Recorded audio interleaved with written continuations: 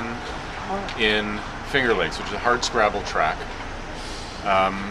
She's named after the deceased wife of a trainer, Tim Snyder. When his wife died of ovarian cancer, he got really depressed, went back to California, and another trainer finally convinced him to come back to Finger Lakes and buy this horse for $4,500. Wow. Just to get him out of his funk and get back into the groove. And he says, "Look, I have $2,000. If I win, I'll pay you the rest of the money."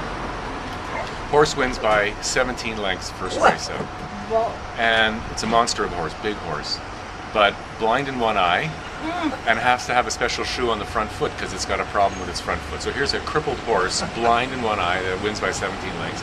Somebody offers him 50 grand cash, says no, not for sale. Wins the next race by probably another dozen lengths.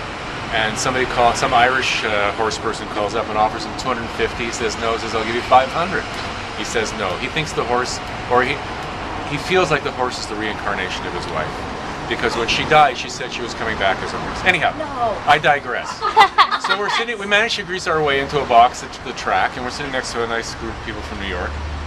And of course, Lisa's booby trap is entered in the race against big name trainers. Yeah. Todd Pletcher is sitting in front of us. His horse is favored to win. Ted Kentesormo, is riding the horse. Usually this horse is always out in front. This race, no, it's out and back. Sentimental favorite, but not really up to this league.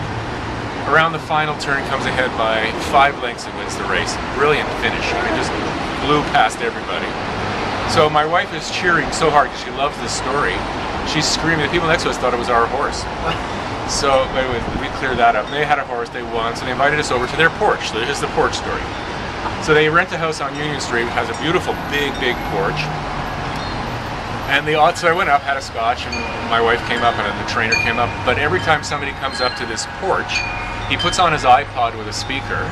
There's either marching music or pop music, and he announces who's coming in and says, "And here come Beth and Jeff, our new friends. Let's everybody have a round of applause." And everybody has to cheer. And you have to take a little bow before you come up to the porch. And that's the porch story. Fantastic. Well, yeah, that is great. Great. Done.